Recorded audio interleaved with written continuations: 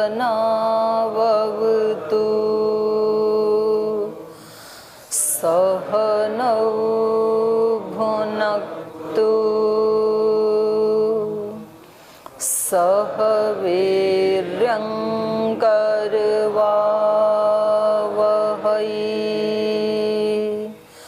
तेजस्विनावधीतमस्तु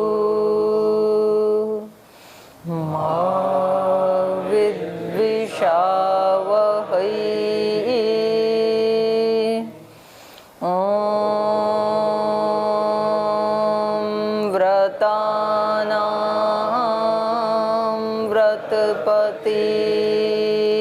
व्रतं चरिष्यामि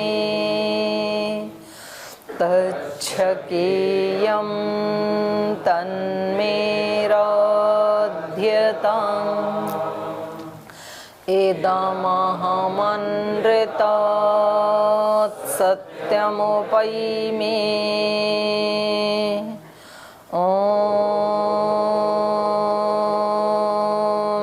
शांति शांति शांति।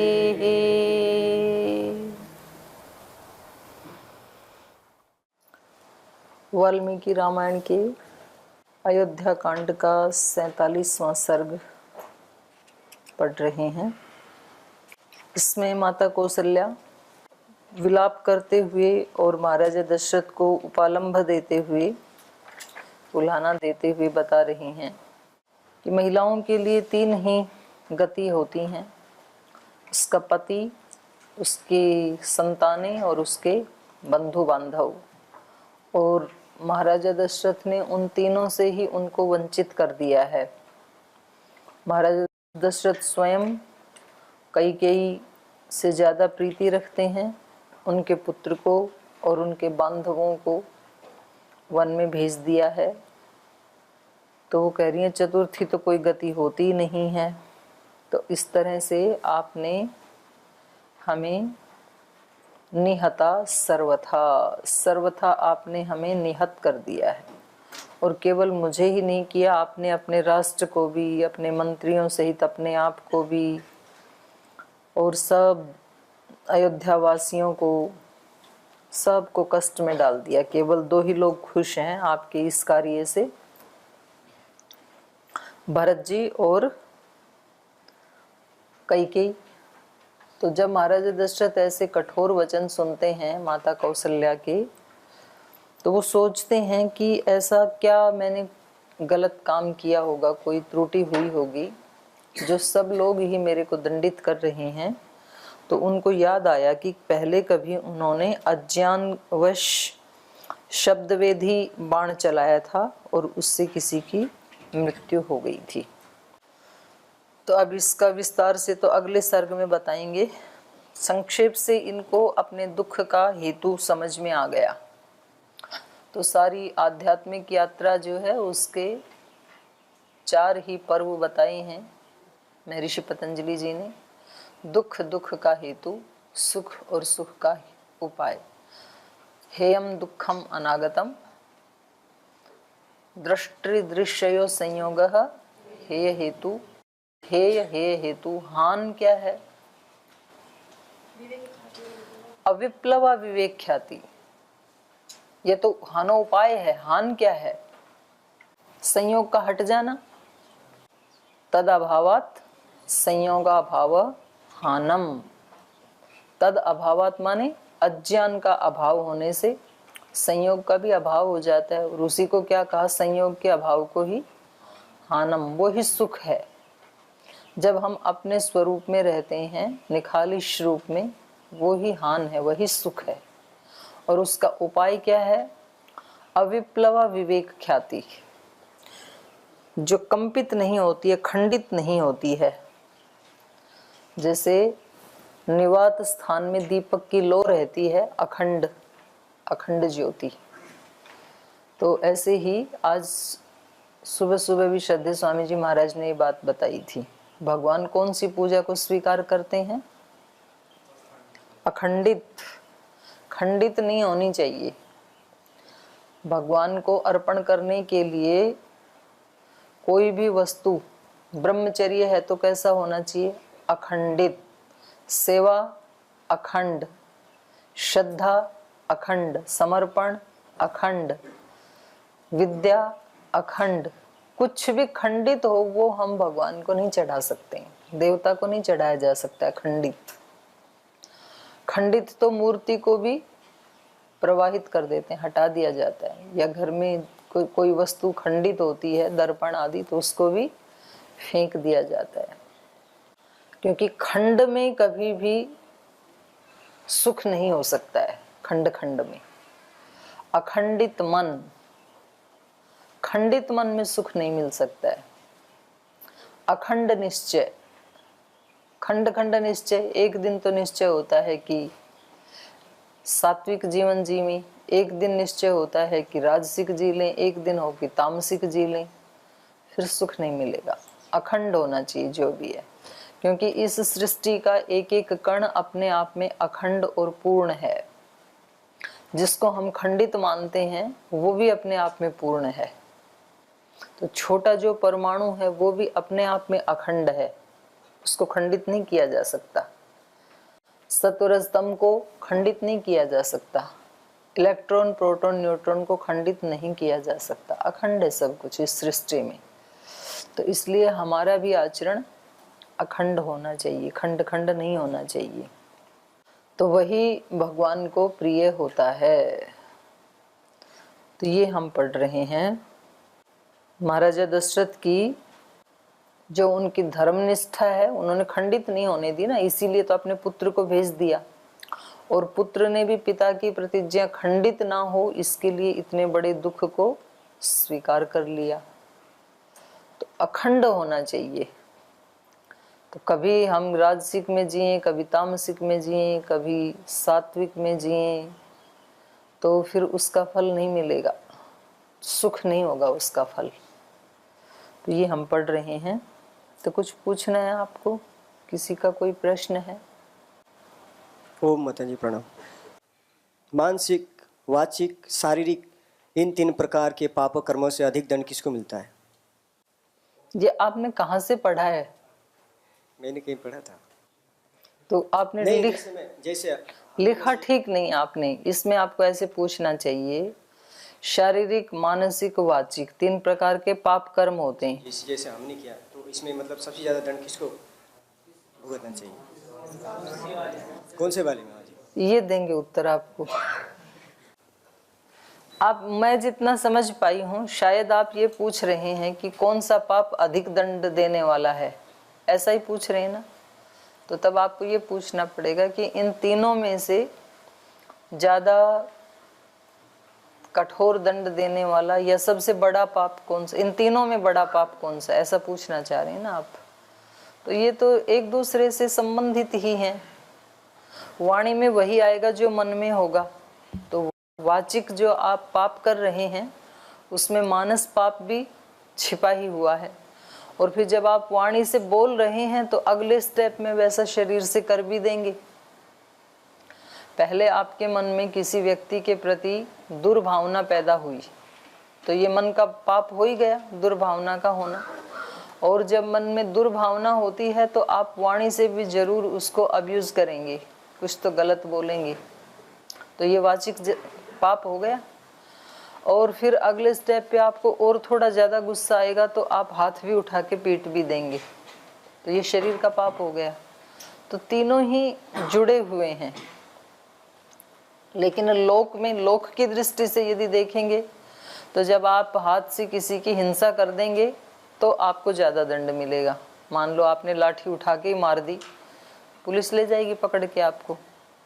और आपने वाणी से कठोर बोला तो पुलिस पकड़ेगी नहीं, पर दूसरे लोग आपकी निंदा करेंगे, वो थोड़ा सा कम हो गया उसका दंड।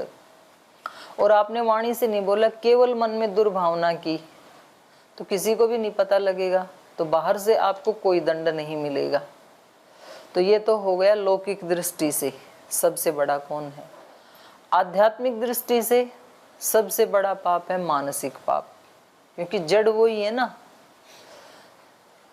आध्यात्मिक दृष्टि से चाहे आप हाथ से कभी किसी को एक उंगली भी ना लगाएं और वाणी से भी आपने कठोर नहीं बोला, और हो सकता है आप मीठा भी बोलते हो।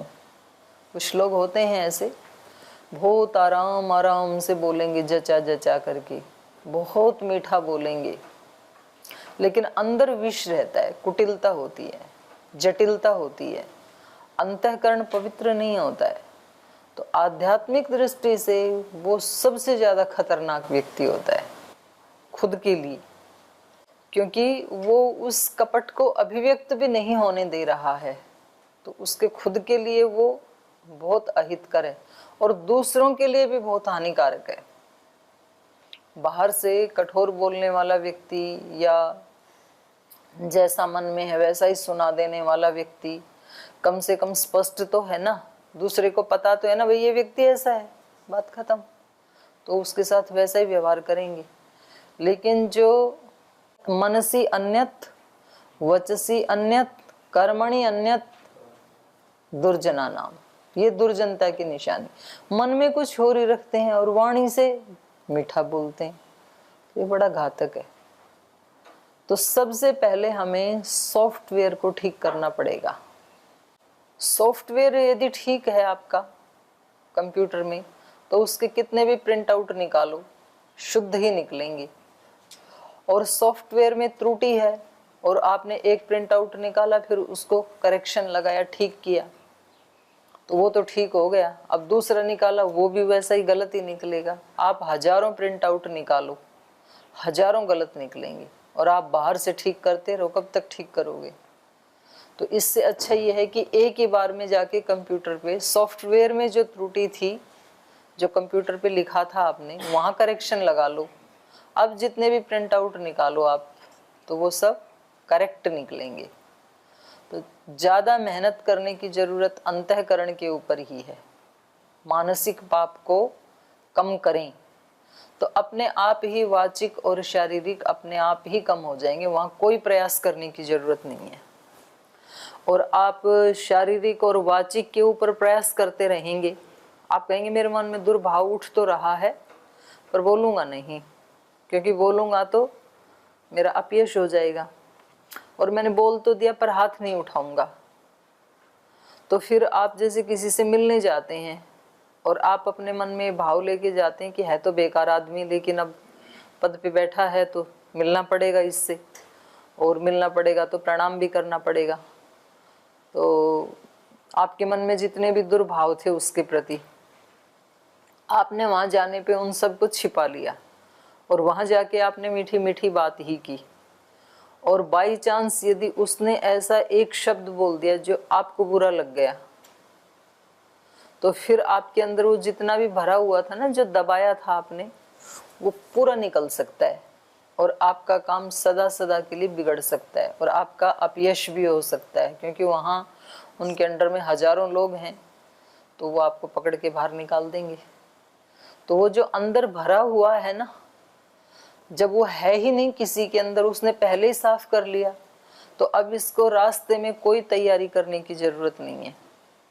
इस व्यक्ति को तैयारी करनी पड़ेगी जिसके अंदर कुछ और है और बाहर कुछ और बोलना है। इसको तैयारी करनी पड़ती है कि कहीं मेरी किसी भी चेष्टा से, किसी भी शब्द से वो गंदगी बाहर ना आ जाए जो मेरे मन में है, नहीं तो मेरा काम बिगड़ जाएगा। तो उसको कितनी सारी झूठ की परत चढ़ानी पड़ती हैं, असत्य की, कितना जोड़ तोड़ तिगड़मबाजी करना होता है, और पता नहीं वो कहाँ धोखा दे दे, बनावटी जो है व्यवहार। पर जिसके अंतःकरण में ही नहीं है उसको कोई खतरा नहीं है। ये ऐसे ही है जैसे कोई अतिथि आते हैं ना घर में, जैसे मैं आपके कक्ष में आऊं किसी दिन देखने के लिए और आपको पता लग जाए सीढ़ियों में ही दीदी आ रही हैं और आपका कमरा बिखरा पड़ा था, तो आपने सोचा कि अभी सारे को संवारने में तो बड़ा टाइम लगेगा, इसलिए पुस्तक उठाई अलमारी में, तौलिया भी अलमारी में, कपड़े भी अलमारी में, कंबल भी अलमारी, सब भर दिया आपने और उसको धक्का मार के बंद कर दिया। लेकिन वो ऐसे ऐसे भरे थे ना, तो कोई एक कपड़ा बाहर रह गया तो दरवाजा ठीक से बंद हुआ नहीं। और जैसे ही मैं कमरे में पहुंची, कमरे का दरवाजा खोला तो उस हवा से अलमारी का दरवाजा भी खुल गया। तो जितना आपने भरा था वो सारा बाहर निकल आया, तो खतरा है ना। और पहले से ही किसी की अलमारी में तय करके सुव्यवस्थित रखी होती, कपड़े कपड़े की जगह, पुस्तक पुस्तक की जगह, कोई कभी भी आओ, कोई खतरा नहीं है। फिर रामकृष्ण परमहंस जी से एक बार एक बहुत बड़े विद्वान मिलने के लिए गई, कलकत्ता के नामी विद्वान थे। तो बोले इन्होंने क्या ये ढोंग पाखंड फैला रखा है भगवान के नाम पे, आज इनसे मैं तर्क करता हूँ। तो वो उनके साथ इतना नामी व्यक्ति जब जा रहा है तर्क करने, इधर तो इनकी प्रसिद्धि भी कम नहीं थी, भगवान के साक्षात अवतार की तरह लोग उनको देखते थे, और इधर विद्वान की ख्याति भी कोई कम नहीं थी। तो हमारे जैसे तमाशा देखने वाले काफी पीछे पीछे चले गए, देखते हैं भाई आज क्या होता है। एक महाप्रकांड विद्वान और एक हैं तो बिल्कुल अनपढ़ लेकिन आत्मवेत्ता व्यक्ति हैं, तो देखते हैं दोनों की उससे क्या निकलेगा। काफी भीड़ जुट गई, वो बैठ गए आमने सामने। अब वो कुछ भी प्रश्न पूछें विद्वान जी, अब वो मुस्कुरा दें, और जब वो कोई ज्यादा ही जटिल पेच का प्रश्न पूछें तो वो उठ करके उनको गले से लगा लें, रामकृष्ण परमहंस। तो उन्होंने कहा कि लगता है बिल्कुल पागल ही हो, आज तक तो सुना ही था मैंने कि ये मेंटल है, मूर्ति को सिर मार मार करके रोते हैं, आज आंखों से भी देख लिया। और मूर्खता देखो इस संसार की, जो ऐसे पागल व्यक्ति को फरिश्ते की तरह से पूज रहे हैं। और वो जितना ज्यादा उत्तेजित हो विद्वान, वो उतने ही मुस्कुराएं और उसको फिर गले से लगा लें उठ के, बिल्कुल तो पागल जैसी चेष्टा हो गई ना एक। तो बाद में सारी भीड़ जो है कोई निर्णय ना कर पाई, तो आखिर में उन्होंने कहा विद्वान व्यक्ति ने कि खैर वो तो मुझे पहले ही पता था कि भगवान नाम की कोई चीज तो है नहीं, लोग फालतू में ही बोलते हैं कि भाई इन्होंने भगवान के दर्शन किए हैं, पर आपके बारे में कुछ मेरा रहा सहा भ्रम था वो भी निकल गया, आप बिल्कुल पागल व्यक्ति हैं। तो लास्ट में उन्होंने कहा कि चलो फिर एक वाक्य मैं बोल देता हूँ, आज तक तो मैं भी यही सोचता था कि पता नहीं भगवान है कि नहीं है, पर आज आपको देख करके पक्का यकीन हो गया कि जरूर ईश्वर है। क्या मेरे को देख के यकीन हो गया? क्या पागलपन की बात कर रहे हो आप? तो उन्होंने कहा कि देखो ऐसा यूनिक विद्वान, ऐसी बुद्धि तत्व, ऐसा ब्रेन कोई सामान्य आदमी तो बना नहीं सकता है, तो जिसने भी बनाया है वो कोई अलौकिक तत्व ही है। तो अब वो बेचारा पानी पानी हो गया। तो लास्ट में जाते जाते फिर उन्होंने उनके पैर पकड़ लिए कि आप ही विजयी हुए, मैं पराजित हो गया, ऐसा असर हुआ उनका। तो ये क्या है, उन्होंने कोई तैयारी नहीं की कि विद्वान के साथ शास्त्रार्थ करना है, क्योंकि अंतःकरण पवित्र है ना, तो तैयारी करने की कोई जरूरत नहीं है। तो जो भी रिस्पॉन्स आएगा वो दे देंगे, और जिसके अंतःकरण में पवित्रता नहीं है उसको बड़ी तैयारी करनी पड़ती है। भाषण में क्या बोलना है, प्रश्न पूछेंगे तो क्या उत्तर देना है, तो उसको बड़ी तैयारी करनी होती है। जिसका अंतःकरण पवित्र, जो आएगा बता देंगे, नहीं आएगा तो बोल देंगे भाई नहीं आता है। किसी से मिलने जाएंगे, वो जो भी पूछेगा वो उत्तर दे देंगे। तो इसलिए आपने जो पूछा कि तीनों प्रकार के पापों में सबसे ज्यादा बड़ा पाप या ज्यादा पतन करने वाला कौन सा है, तो वो मानसिक पाप ही सबसे ज्यादा विकराल है और दुख देने वाला है, तो उसी को ठीक करना चाहिए। दोनों ही यात्रा हो सकती हैं, बाहर से यात्रा करते हुए अंदर पहुंचा जा सकता है। पहले बाहर की हिंसा को छोड़ें, वे किसी पे हाथ नहीं उठाना, ये प्रतिज्ञा है। फिर उसके बाद भाई वाणी से कठोर नहीं बोलना, मन से तो ठीक है भाव आ जाएगा, पर वाणी से कठोर नहीं बोलना किसी को, तो वाणी को कंट्रोल किया। और फिर कभी हाथ भी नहीं उठाना, वाणी से भी नहीं बोलना, तो सोचें भी क्यों फिर, तो फिर मन को भी कंट्रोल कर लेगा। तो ये है बाहर से अंदर की यात्रा, बाहर से चीजों को ठीक करते करते अंतःकरण को भी ठीक करना, ये भी हो सकता है, इसमें कोई बुरा नहीं है। जिसको जैसे जिसके संस्कार हैं और जो सुविधाजनक लगे तो वो बाहर से अंदर जा सकता है। एक है फिर अंदर से बाहर की यात्रा, वे सारा काम पहले अंदर करते हैं, अंतःकरण में एक भी बुरा विचार ना आए, एक भी बुरा भाव ना आए, और हमेशा चित्त हमारा भगवान की शरणागति में रहे, उसी के स्मरण में रहे, उसी की स्मृति बनी रहे, उपकार का भाव आए, तो वो मन के ऊपर काम करता है व्यक्ति। और फिर मन जैसे जैसे पवित्र होता है तो उसकी क्रियाओं में अपने आप ही पवित्रता आती जाती है। फिर वाणी भी उसकी शुद्ध होती जाती है, परिष्कृत होती जाती है धीरे धीरे, और फिर उसके कर्म भी परिष्कृत हो जाते हैं। तो ये सब के अपने अपने संस्कारों पे डिपेंड करता है, वो बाहर से अंदर की यात्रा करे या अंदर से बाहर की तरफ आए, कोई दिक्कत नहीं है, लेकिन यात्रा होनी चाहिए। खाली बैठना, प्रमाद करना, ये मौत के समान है। प्रमादो मृत्यु, प्रमाद मौत है जी। और कोई प्रश्न हो गया? हो माता जी। माता जी, आपने कल बताया था कि जाने अनजाने में किए गए कर्मों का फल तो मिलता ही है, लेकिन जानबूझकर और अनजाने में हुए पाप कर्मों का फल एक जैसा ही मिलता है। नहीं, अंतर तो होता है। जानबूझ के किए वो ज्यादा प्रबल होता है, वो ज्यादा दंड दिलाएगा। अनजाने में हो तो उससे थोड़ा हल्का माना जाता है अनजाने वाला। यद्यपि अज्ञान हमारी शरण नहीं है, दंड तो मिलेगा। हम कहेंगे जी हमें तो ज्ञान ही नहीं था, तो भैया आपको ज्ञान होना चाहिए था। आप बोलो जी गुरुकुल में हमें तो ज्ञान, आप गुरुकुल में कोई गलत काम कर दें और फिर आप कहें जी हमें तो ये ज्ञान ही नहीं था कि गुरुकुल में ऐसे नहीं करना चाहिए, तो भैया आप गुरुकुल में रहते हो, आपको ज्ञान होना चाहिए। आपको गुरुकुल की नियमावली पढ़नी ही चाहिए। आपको कोई गुरुकुल के नियमों का खंडन करने पर गुरुकुल से निकालने लगे या ज्यादा ही बड़ा अपराध करो तो पुलिस के हवाले करे कोई, और फिर आप कहो कि ये तो हमें नहीं पता था कि ये करने से हमें पुलिस तक भिजवा देंगे आप, तो भैया आपको नहीं पता था तो आपको पता होना चाहिए। तो वो आपका अज्ञान आपकी रक्षा नहीं कर पाएगा। लेकिन फिर भी एक कोई बिल्कुल जानबूझ करके करे, जानते हुए करे, तो उसकी अपेक्षा से इसका कम माना जाएगा। दूसरे लोग बोलेंगे कि ये तो जी इनोसेंट था, इसको नहीं पता था, तो एक बार इसको क्षमा कर दिया जाए, तो हो सकता है आपको चांस मिल जाए। ठीक है जी, हो गया? और कोई प्रश्न है किसी का? ओम दीदी, अपना चैनल पूरा दीदी, आपने बोला है भगवान अखंड पूजा, अखंड सेवा, अखंड विद्या, कोई भी अखंड माने सेवा विद्या ज्ञान सब ग्रहण करते। तो कोई अखंड सेवा कर रहा है लेकिन उसका तबीयत खराब हो गया, तब तो अखंड खंडित हो जाएगा, नहीं जा पा रही है, तब कैसे अखंड रहेगा? बीमार ना हो ना, जिसको अखंड सेवा करनी है उसको बीमार नहीं होना चाहिए, नहीं होना चाहिए। तो वो तो आप हो गया तो अब दोबारा सेवा शुरू करनी पड़ेगी। खंडित हो गई वो नहीं मानी जाएगी।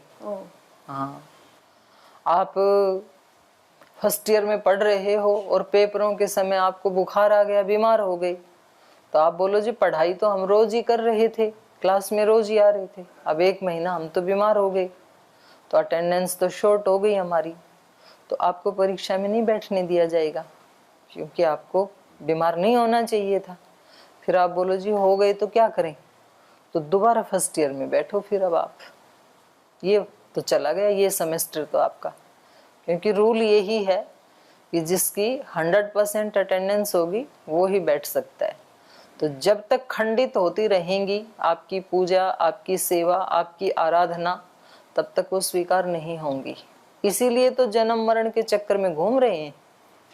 थोड़ी थोड़ी पूजा, अखंड तो हम लोगों की माने वजह से नहीं हुआ, माने आ जाते ना ना आ जाते नहीं, हमारी वजह से ही होता है। हाँ बिल्कुल होता है। बीमार हम दूसरे की वजह से नहीं होते, हमारी वजह से होते हैं। और जब तक आप ये मानते रहोगे कि हम तो हो गए, अब पता नहीं किसने बीमार किया, प्रकृति ने बीमार किया, तो तब तक बीमार पड़ते ही रहेंगे फिर एक दो महीने के बाद। और जिस दिन ये सोचा कि भाई हमारी ही कहीं ना कहीं त्रुटि हुई है, या तो खाने पीने में, या तो सोने जगने में, या तो विचार के स्तर पे, या तो पानी कम पिया, कहीं तो लापरवाही हुई है ना, तो उससे फिर धीरे धीरे वो बढ़ते बढ़ते हो गया। तो अब ठीक भी फिर कर लेगा व्यक्ति। जब व्यक्ति को ये पता है कि मैंने त्रुटि की है तो वो ठीक भी कर लेगा। और यदि कोई व्यक्ति कहता है कि भाई इसमें मोटा हो गया तो इसमें मेरा क्या दोष है, हो गया मोटा, तो वो कभी वजन कम नहीं करेगा फिर। तो जिस व्यक्ति को ये पता लग जाए कि भाई ये तो मेरी खंडित हो गई, इसलिए तो यहाँ आते ही सबसे पहले हम भगवान से प्रार्थना करते हैं, अग्ने व्रत पते व्रतम चरिष्यामि। भगवान कैसा है, उसके व्रत अखंड हैं। उसकी सृष्टि में जितने भी नियम चल रहे हैं वो सब अखंड हैं, खंडित नहीं होते हैं। तो ऐसे ही हमने प्रार्थना की कि हम भी एक छोटा सा व्रत ले रहे हैं। क्या व्रत है हमारा? 1 घंटा हम रामायण की कक्षा में सात्विक वृत्ति में ही रहेंगे, कोई दोष नहीं आएगा, जागरूक ही रहेंगे। व्रतम चरिष्यामि तच्छकेयम, मैं उस व्रत को पूरा कर सकूं। तन्मे राध्यताम, ऐसी आप मेरे को शक्ति दीजिए, सिद्धि दीजिए। राध साध संसिद्धौ इदम अहम, इस प्रकार से छोटे छोटे व्रतों को अखंड रूप से पालन करते हुए मैं अनृतात् सत्यम उपैमि, अनृत से हटता जाऊंगा और सत्य को प्राप्त कर लूंगा एक दिन। अभी मैंने 1 घंटे के लिए व्रत लिया, 1 घंटे वाला अखंड रूप से पूरा हो गया, अगले घंटे में फिर लेंगे। अगले घंटे जब दर्शन की आएगी तब फिर प्रार्थना करेंगे भगवान से, तो 2 घंटे का अखंड हो गया व्रत। फिर तीसरे घंटे में फिर करेंगे तो अब 3 घंटे का हो गया। तो ऐसे शाम तक जब जो काम करेंगे तो हम पहले ये प्रार्थना करेंगे कि इस काम को करते हुए हमारा ये पूजा, ये सेवा अखंड बनी रहे। तो ऐसे करते करते पूरा एक दिन हमारा अखंड सेवा का बन गया। ऐसे ही फिर दूसरे दिन भी प्रयास करेंगे, ऐसे ही तीसरे दिन करेंगे, और ऐसे करते करते मानो किसी के 100 वर्ष बीत जाएं तो फिर वो आत्मा इंद्र बन जाता है।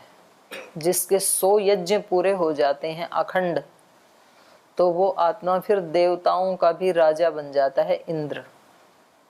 और जिसके खंडित हो गए, आज तो आपने पूरा कर लिया लेकिन कल खंडित हो गया आपका, तो फिर ये आपका आज वाला है ये भी काउंट नहीं होगा। अब आपको दोबारा से यात्रा शुरू करनी पड़ेगी। ठीक है, हो गया, चलो आगे चलिए। तो इनको ये स्मरण आया, यद अनेन पूर्वम अज्ञानात् शब्द वेधिना कृतम। शब्द वेधी बाण से कुछ अज्ञानवश उल्टा पुल्टा कर डाला था मैंने, तो वो बताएंगे आगे। तो चलिए, विमानास्तेन शोकेन राम शोकेन च प्रभुः द्वाभ्यामपि महाराजः शोकाभ्यामन्वतप्यत दह्यमानः स शोकाभ्यां कौसल्यामाह भूपतिः वेपमानोऽञ्जलिं कृत्वा प्रसादार्थं ममाङ्मुखः प्रसादये त्वां कौसल्ये रचितोऽयं मयाञ्जलिः वत्सला च नृशंसा च त्वं हि नित्यं परेष्वपि भर्ता तु खलु नारीणां गुणवान् निर्गुणोऽपि वा धर्मं विमृश्यमानानां प्रत्यक्षं देवि दैवतं सा त्वं धर्मपरा नित्यं दृष्टलोकपरा वरा नार्हसे विप्रियं वक्तुं दुःखितापि सुदुःखितम् क्यं करुणं राज्ञः श्रुत्वा दीनस्य भाषितं कौसल्या विसृजत् बाष्पं प्रणालीव नवोदकम्।